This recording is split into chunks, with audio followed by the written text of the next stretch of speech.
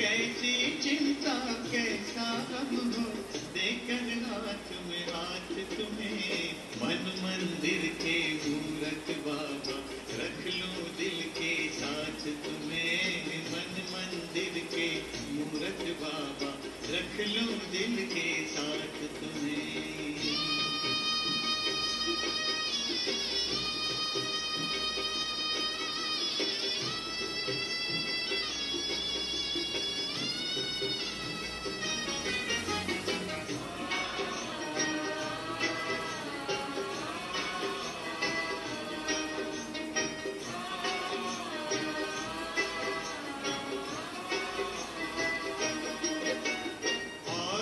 क्या देने के काबिल महिमा तेरी गाऊं। कदम कदम श्रीमत पर चल कर तुझ पर वारी जाऊं।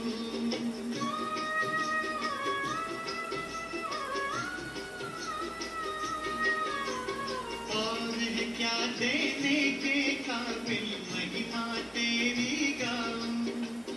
कदम कदम श्रीमत पर चल कर तुझ पर मारे जाऊं।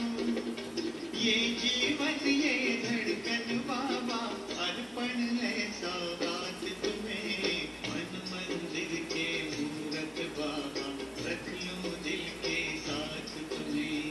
मन मंदिर के मूरत बाबा, रख लूं दिल के साथ तुम्हें।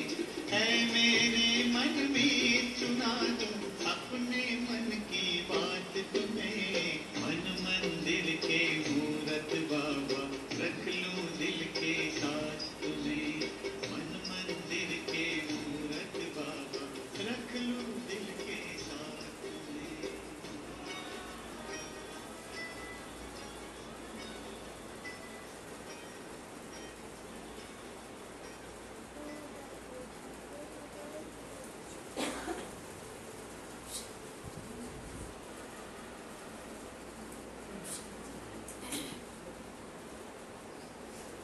पंडित तारीख में मुरली का सार है। मीठे बच्चे, सोई हुई तकदीर को जगाने का साधन।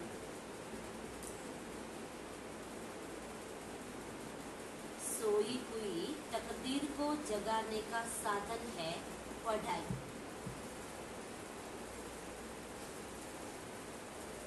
यह पढ़ाई ही सोर्स ऑफ इनकम है। यह पढ़ाई ही सोर्स ऑफ इनकम है, जिससे 21 जन्मों के लिए तकदीर जग जाती है। जिसके 21 जन्मों के लिए तकदीर जग जाती है। प्रश्न, इस रूहानी कॉलेज की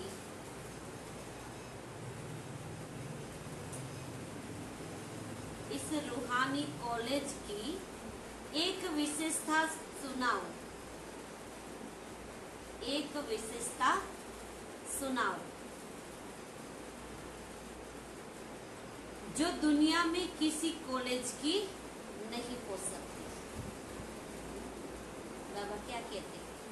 इस रूहानी कॉलेज की कोई भी एक विशेषता सुनाओ जो दुनिया की कॉलेज की नहीं हो सकती।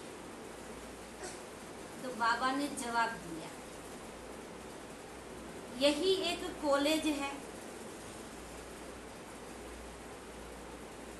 जहां कोई मनुष्य गुरु टीचर नहीं है। स्वयं निराकार भगवान टीचर बनकर पढ़ाते हैं। यह ऐसा विचित्र बाप है जिसे अपना कोई चित्र नहीं, अपना कोई बाप व टीचर नहीं। और पढ़ाई भी ऐसी पढ़ाते हैं जिससे 21 जन्मों के लिए तकदीर जग जाती है। भगवान पढ़ाई भी ऐसी पढ़ाते हैं जो हमारी 21 जन्मों के लिए तकदीर बन जाती है। गीत है तकदीर जगाकर आई। ओम शांति। बाप बैठ बच्चों को समझाते हैं जो यहाँ तकदीर बनाने आए, क्यों तकदीर को क्या हुआ है। आज बाबा पूछ रहे हैं तकदीर को क्या हुआ है। तकदीर को लकीर लगी हुई है। भारत तकदीरवान था, भारतवासी देवताएं थे, तकदीर जगी हुई थी। अभी भारतवासी नरक के मालिक है तो तकदीर उजाई हुई है। अभी क्या है, सबकी तकदीर बाबा के उजाई हुई है। ये कौन समझाते हैं? जो सभी की तकदीर बनाने वाला है, सबको दुखों से छुड़ाने वाला है, फिर सबको सुख देने वाला है। यह दुखधाम है। भारत 5000 वर्ष पहले क्या था? सुखधाम था। सबकी तकदीर जगी हुई थी। बाबा के जब भारत सुखधाम था तो सबकी तकदीर जगी हुई। अभी भारत दुखधाम बन गया तो सबकी तकदीर बुझाई हुई है। अब तकदीर सो गई है ना। सारे मनुष्य सृष्टि की तकदीर जगाने वाला जरूर बेहद का बाप ही होगा। बाप रचयिता है। अब तुम जानते हो भारत में सब मनुष्य सुखी थे। कौन से मनुष्य? ऐसे नहीं सतयुग में इतने सब मनुष्य थे। सतयुग में मात्र कितने थे? 9 लाख। पहले सतयुग में 9 लाख थे। देवी देवता धर्म की शुरुआत थी। ये सब बातें समझाने वाला ज्ञान सागर एक बाप ही है। सृष्टि, मनुष्य सृष्टि का बीज रूप भी बाप है। तो बच्चों से पूछते हैं तुम्हारा बीज रचयिता कौन है? तो कहेंगे मम्मा पापा ने हमको रचा है। क्योंकि सब बाप से तो जन्म लेते हैं। बाप स्त्री को जन्म नहीं देता, एडाप्ट करता है। कि बाप तुम मेरी, कहते हैं ना तुम मेरी स्त्री हो, फिर उनसे बच्चा पैदा होता है। वह है क्रिएटर। स्त्री को एडाप्ट किया। कन्याएं पराये घर की थी, उनको अपनी पत्नी बनाती। लौकिक में भी ऐसे है ना। फिर जब बच्चे पैदा होते हैं तो बच्चे उन माता पिता कहते हैं, वह है हद के माता पिता। बाप कन्या की शादी कराते हैं। पहले कन्या पवित्र थी तो कितना मान होता है। जब कन्या पवित्र होती है तो उनका मान होता है। उनके द्वारा ही शुभ कार्य कराते हैं, उनका सुकून भी लेते हैं। फिर विकारी बनने से वह मान नहीं रहता। कहते हैं कन्या वह जो 21 कुल का उद्धार करे। अब बाप बेट समझाते हैं कि यह जो ब्रह्मा कुमारिया है, यह इस समय भारतवासियों का 21 जन्म के लिए उद्धार करने वाली है। यह सब कुमारिया है। फल शादी की हुई है, लेकिन किसके साथ शादी की हुई है? बाबा के शब्द समझना। किसके साथ? भगवान के साथ। लेकिन ब्रह्मा कुमार कुमारिया बने तो भाई बहन कहेंगे काम कटारी यहाँ चलाना नहीं है। पवित्र मान तो है ना। पवित्रता का कितना मान है। जो पवित्र होते हैं सब उसके चरणों में झुकते हैं। सन्यासी पवित्र बनते हैं तो उनका भी मान है। भारत में पवित्रता थी तो भारत सदा ही सुखी था। संपूर्ण निर्विकारी था। मंदिर में जाकर गाते हैं ना कि आप सर्वगुण संपन्न हो। तुम्हारा वास्तव में हिंदू धर्म है नहीं। हिंदुस्तान तो रहने का स्थान है। यूरोप में रहने वालों का धर्म यूरोपियन थोड़ी कहेंगे। धर्म तो क्रिश्चियन है ना। तो हिंदुस्तान में रहने वालों का हिंदू धर्म नहीं है। धर्म तो होना चाहिए। अरे बाप समझाते हैं, जो देवी देवता धर्म वाले थे वही अपने को हिंदू कहलाते हैं, क्योंकि अपने धर्म को तो भूल गए हैं। हिंदू कोई धर्म नहीं है। आदि सनातन देवी देवता ही हमारा धर्म था। क्रिश्चियन लोग क्राइस्ट को मानते हैं क्योंकि उन्होंने क्रिश्चियन धर्म की स्थापना की है। यहाँ तो किसी को भी यह पता नहीं कि हम किस धर्म के हैं। बाबा की यहाँ तो किसी को पता नहीं हम किस धर्म के हैं। कोई सिख धर्म वाला होगा तो बताएगा कि हम सिख धर्म का हूँ। सिख धर्म किसने स्थापन किया? तो कहेंगे गुरु नानक ने स्थापन किया। गुरु नानक ने यह धर्म कैसे स्थापन किया ये फिर तुम जानते। कोई भी पतित आत्मा धर्म स्थापन कर नहीं सकती। जो जो धर्म स्थापक होते हैं वह पहले पहले पवित्र होते हैं, फिर अपवित्र शरीर में प्रवेश कर धर्म स्थापन करते हैं।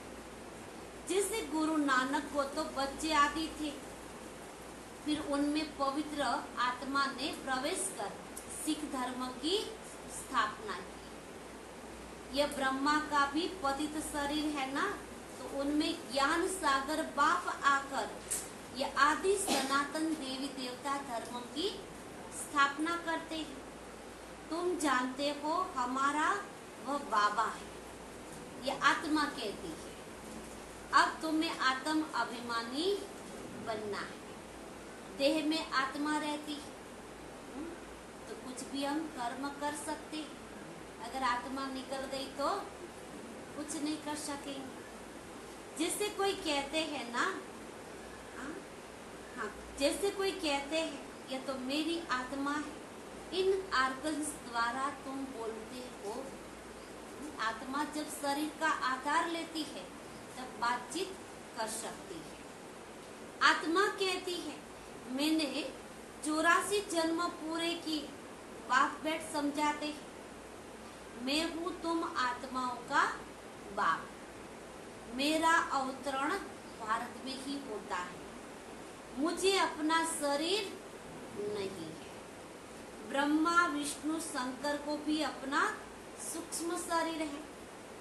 मेरा अवतरण भारत में है। यही तो यह मेरा यादगार क्या है, 12 ज्योतिर्लिंगम दिखाते हैं ना। लेकिन मेरा कोई इतना बड़ा रूप भी नहीं जो लिंग आकार दिखाते। हाँ बाबा की यह भी मेरा असली रूप तो नहीं है। भगवान कहते मैं तो ज्योति बिंदु स्वरूप हूँ। मैं स्टार हूँ, जैसे आत्मा स्टार है। आत्मा कोई बहुत बड़ी नहीं होती। कहते हैं ना प्रकृति के बीच में चमकता अजब सितारा। आत्मा बहुत छोटी है। लाइट का साक्षात्कार बहुत करके सफेद होता है। अभी कितने करोड़ों आत्माएं हैं। सतयुग में इतनी शरीरधारी आत्मा होंगी नहीं। अगर सतयुग में इतनी होती तो अब तक अरबों हो जाती। जब सतयुग में इतनी ज्यादा आत्मा होती बाबा की तो अरब खरब हो जाती। लेकिन सतयुग में तो क्या है जनसंख्या सिर्फ 9 लाख। सतयुग में इतने शरीरधारी नहीं होते तो अरब हो जाते। इतने तो है ही नहीं। तुम बच्चे तो जानते हो ना कि यह कोई साधु सन्यासी नहीं है। ये तो बाप समझाते हैं। इस बाप का कोई बाप नहीं है। ब्रह्मा विष्णु शंकर का भी बाप है, श्री कृष्ण का भी बाप था। बेहद का बाप कहते हैं मेरा कोई बाप नहीं है, मेरा कोई टीचर नहीं है। सतयुग में भी बच्चे राज विद्या पढ़ने स्कूल में जाएंगे, टीचर होगा, हमारा कोई टीचर भी नहीं। बाबा के सतयुग में तो देवी देवताओं का टीचर भी होगा, शिव बाबा के हमारा तो कोई टीचर भी नहीं। मैं तुमको राज्यों की शिक्षा देता, मैं कोई राजा महाराजा नहीं बनूंगा, तुम बच्चे बनेंगे। पूज्य श्री लक्ष्मी नारायण थे, सतयुग में राज्य करते थे। यह निराकार बाप इस शरीर में विराजमान होकर पढ़ाते हैं। किसको पढ़ाते हैं? आत्माओं।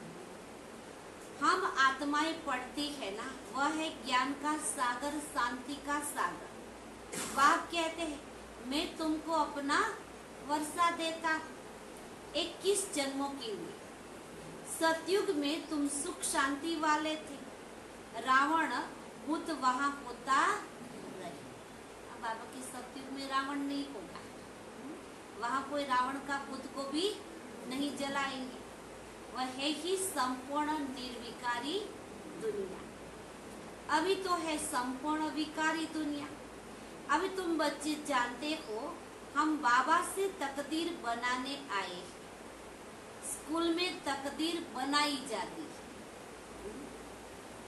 अभी तुम बच्चे जानते हो ना, बाबा हमारी तकदीर बना रहे हैं। हम पढ़कर पास करेंगे, टीचर बने, टीचर बनकर बाप आते हैं ना। यहाँ तुम 21 जन्मों के लिए तकदीर बनाते, वह तकदीर बनाते हैं इस एक जन्म के लिए।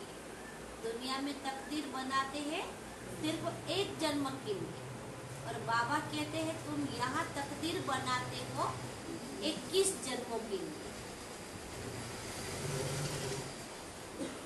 स्कूल में पढ़कर शरीर निर्वाह अर्थ के लिए कमाई करेंगे, अपना और दूसरों का शरीर निर्वाह अर्थ होगा। तो उन स्कूलों में एक जन्म की तकदीर बनाते, और तुम जन्म जन्मांतर के लिए बैरिस्टर इंजीनियर वह नहीं बनेंगे। बाबा की दुनिया में एक जन्म के लिए तकदीर बनाएंगे, जन्म जन्मांतर के लिए कोई बैरिस्टर इंजीनियर नहीं बने। दूसरे जन्म में फिर पढ़ना होगा, वह है शरीर निर्वाह अर्थ। धंधा एक जन्म के लिए। बाप तो कहते मैं तुमको 21 जन्मों के लिए सुख शांति का वर्षा देता। ये बेहद के बाप ने कहा है, उनका कोई बाप नहीं है। तुम बच्चे कहते हो बाबा हम आपके हैं। बाबा कहते हाँ बच्चे, तुम हमारे कल्प पहले वाले बच्चे हो, अभी फिर बने हो। यह है ईश्वर बाप से बच्चों का स्नेह। भगवान का स्नेह किसके प्रति है? बच्चों के प्रति है। आत्मा कहते हैं ना, आत्मा परमात्मा अलग रहे बहुकाल। 5000 वर्ष पहले भी तुम बच्चों को गुलगुल बनाकर हेल्थ और वेल्थ दी थी, क्योंकि नॉलेज है सोर्स ऑफ इनकम। इस पढ़ाई में क्या है? अढ़ड़क कमानी है। पढ़ाई से तो तकदीर बनाती है ना, वह होती है हद की पढ़ाई, और यह है बेहद की पढ़ाई। यह स्कूल है, सत्संग नहीं है। ये क्या है? स्कूल है, बाबा के सत्संग नहीं है। कोई ने रामायण ग्रंथ आदि सुनाया, बाबा ने तो नॉलेज, बाबा तो नॉलेजफुल है ना। बाबा कोई शास्त्र आदि नहीं पढ़ते, कहते हैं मैं तो सब कुछ जानता। ये सिर्फ तुम्हारी बुद्धि में ही है कि वह है मोस्ट बिलवेड बाप, जिसको सब याद करते। कि इस पतित दुनिया में आओ, आकर हमको सुख गनेरे दो। तुम मात पिता हम बालक तेरे, अब सन्मुख आकर बच्चे बने हो। बाप है विचित्र।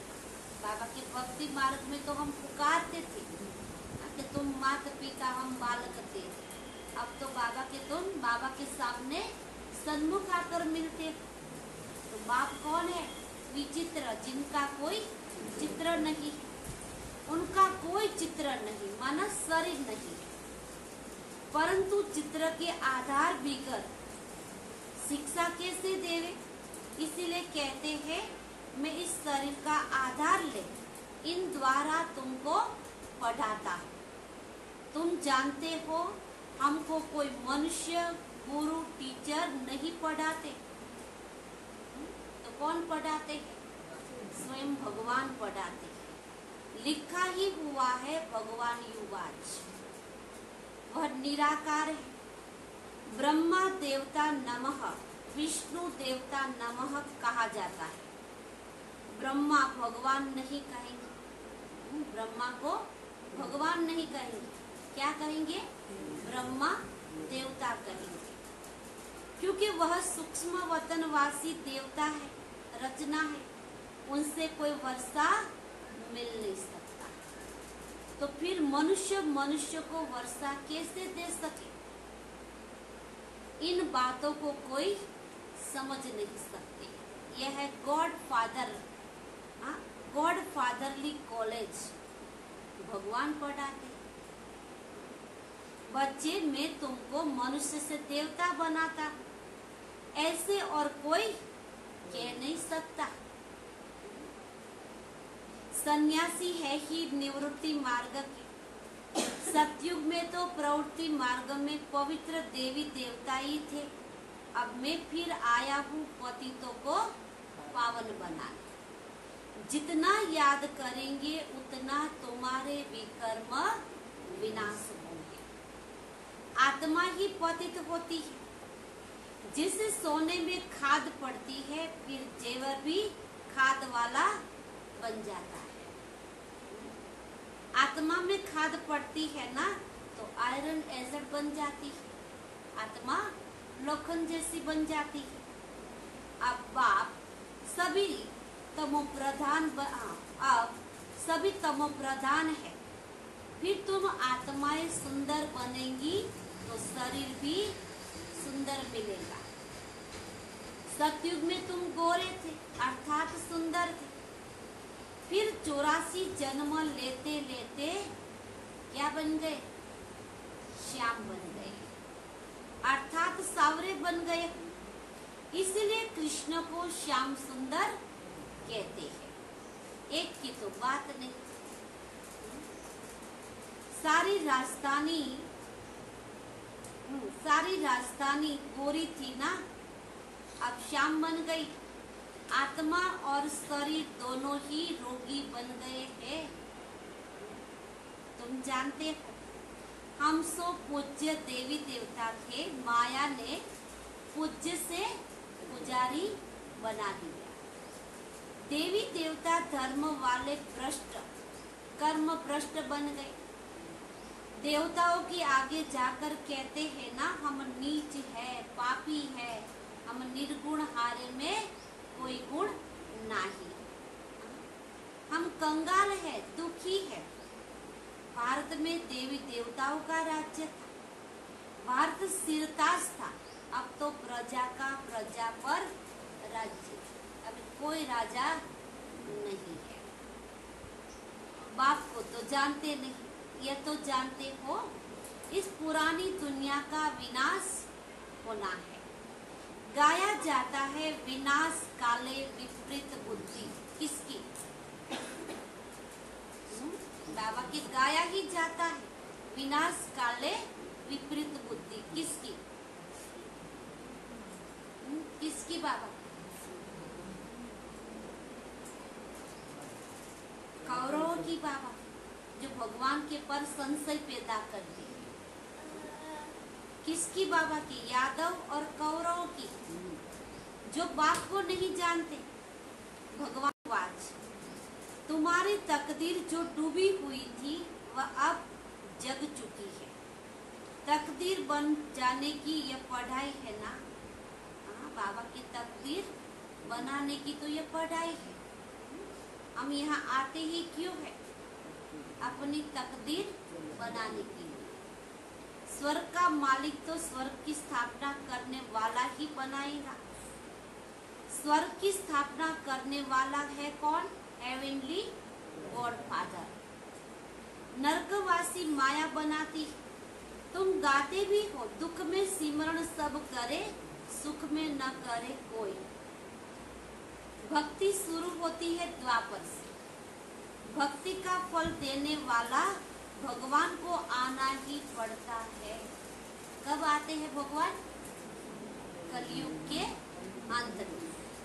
अब भगवान घर बैठे आए हैं ना। हम कहा भगवान को ढूंढने के लिए गए थे। अब भगवान घर बैठे आए हैं भारत में। भारत उनका घर है ना। शिवरात्रि भी यहाँ मनाते हैं, मंदिर भी यहाँ बने हुए। शिव बाबा तुम बच्चों को बैठ ये नॉलेज देते हैं, जिसको ज्ञान अमृत अथवा सोमरस भी कहते हैं। गोल्डन एज बनाने के लिए तो नॉलेज देते हैं ना। आत्मा को सोने जैसी बनाने के लिए तो ये बाबा ज्ञान देते हैं। तो नाम सोमनाथ पढ़ाना, क्योंकि सोमरस पिलाने वालों का नाम क्या रखा बाबा? शिव बाबा का नाम सोमनाथ। अभी तो भारत कितना कंगाल बन गया। तुमको इस समय तीन पैर पृथ्वी भी नहीं मिलती। कहाँ बैठकर पढ़ते? ये तो बड़े बड़ा हॉस्पिटल है ना, कम यूनिवर्सिटी है। तुम मिड ग्रेड हो, कहते हो बाबा मैं आपका 12 मास का बच्चा। आत्मा बोलती है शरीर द्वारा।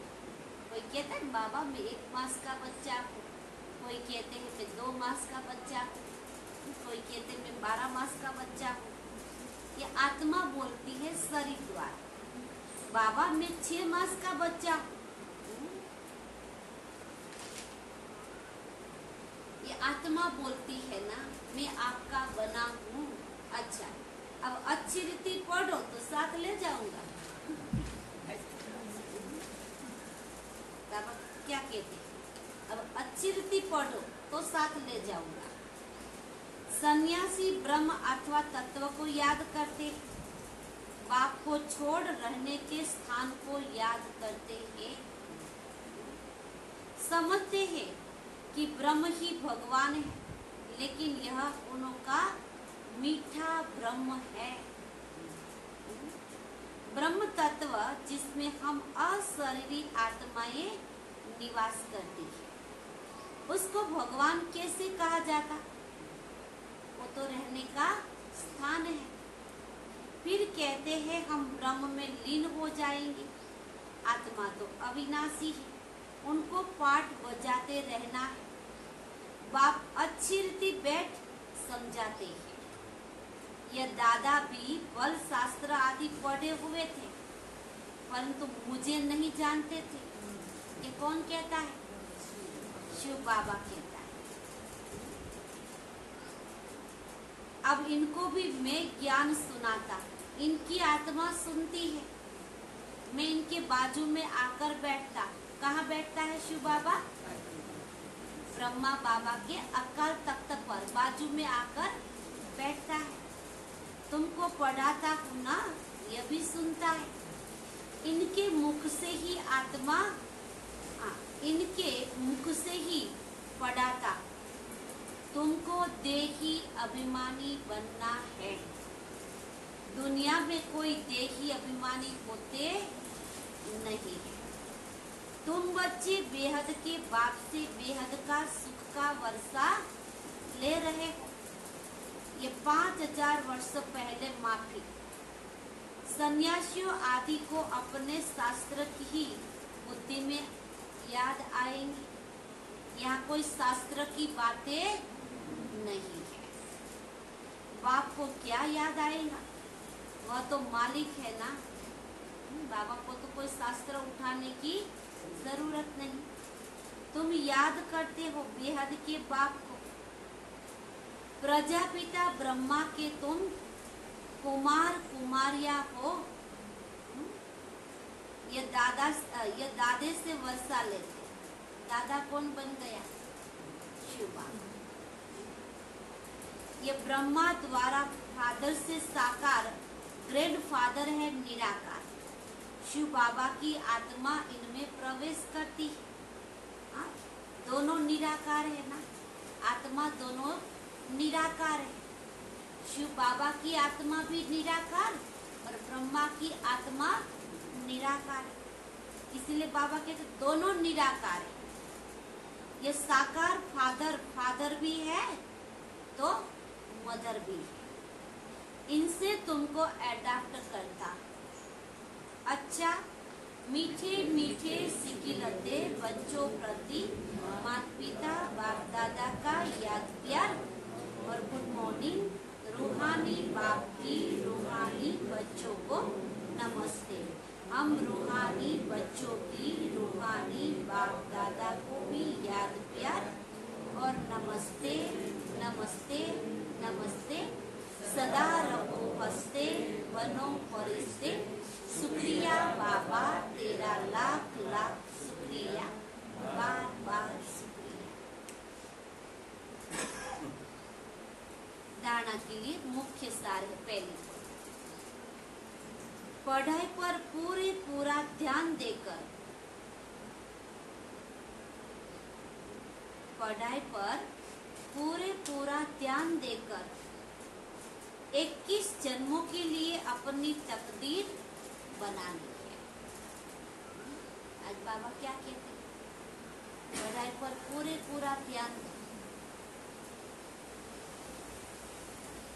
बाबा क्या कहते थे?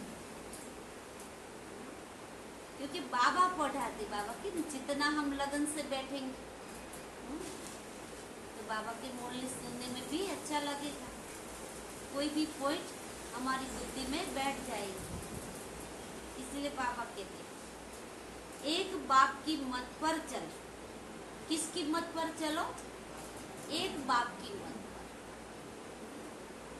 एक बाप की मत पर चल, अपना खाना आबाद करना है। एक बाबा की मत पर चल, न कोई मनुष्य की मत, न अपनी मत, सिर्फ एक बाबा की मत, दूसरी कोई। आत्म अभिमानी बनना है। याद की यात्रा से आत्मा को संपूर्ण पावन बनाना है। याद की यात्रा से आत्मा को संपूर्ण पावन बनाना है। वरदान,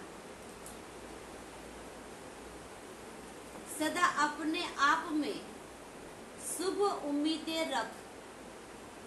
क्या कर? आज बाबा क्या कहता है? सदा अपने आप में शुभ उम्मीदें रख। दिल शाह बनने वाले, दिल शाह बनने वाले बड़ी फ्राक दिल भव। बाबा ने कितना अच्छा वरदान दिया। अपने आप पर सदा शुभ उम्मीदें रखो। हमें आगे बढ़ना है तो क्या करना चाहिए? हमें आप पर ही उम्मीदें रखनी पड़ेगी। सदैव अपने में शुभ उम्मीद रख। क्या कर? सदैव अपने में शुभ उम्मीदें रख। कभी भी ना उम्मीद नहीं। कभी भी बाबा के ना उम्मीद नहीं बनो। लोग तो क्या करेंगे? आपको ना उम्मीद बनाने के लिए कुछ भी कहते रहेंगे, लेकिन बाबा क्या कहते? अपने में उम्मीद रखो। जैसे बाप ने हर बच्चे में शुभ उम्मीद रखी ने, जैसे बाबा ने क्या किया? कोई भी बच्चा बाबा के लास्ट मन का क्यों नहीं है, फिर भी बाबा ने सब में उम्मीद रखी। बाबा के आज नहीं तो कल वो बदल जाएगा।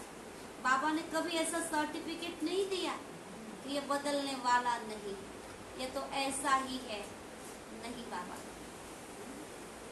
कोई कैसे भी है, बाप लास्ट नंबर से भी कभी दिल शिकस्त नहीं बने।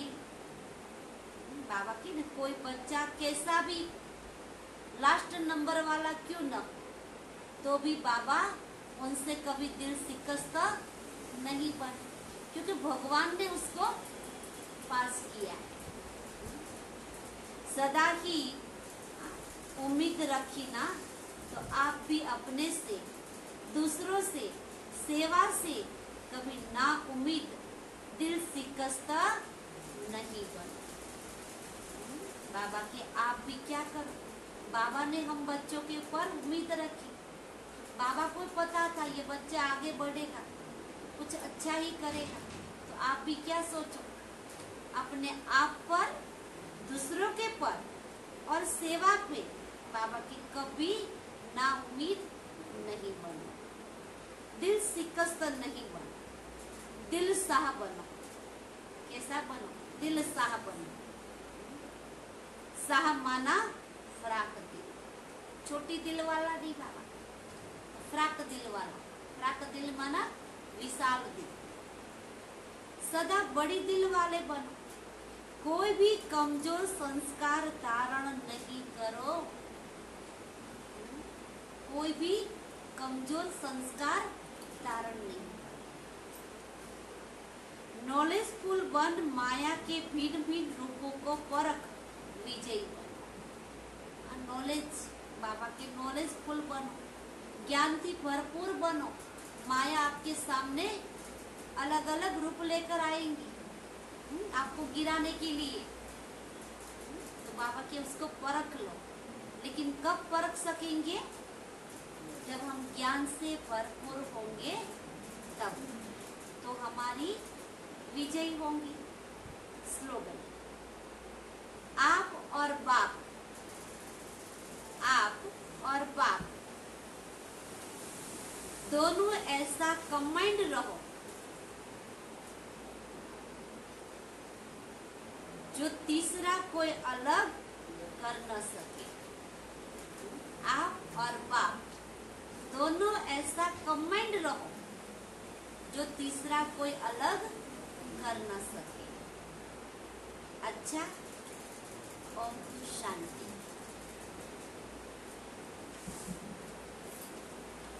आज का स्वमान है,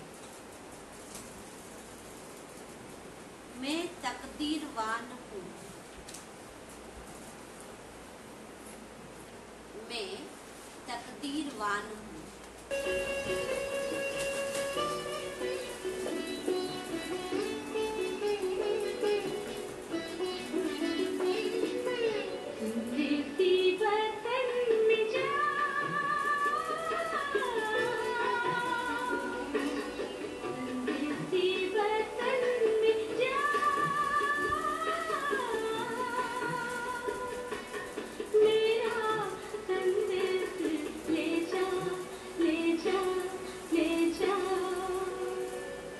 संदेश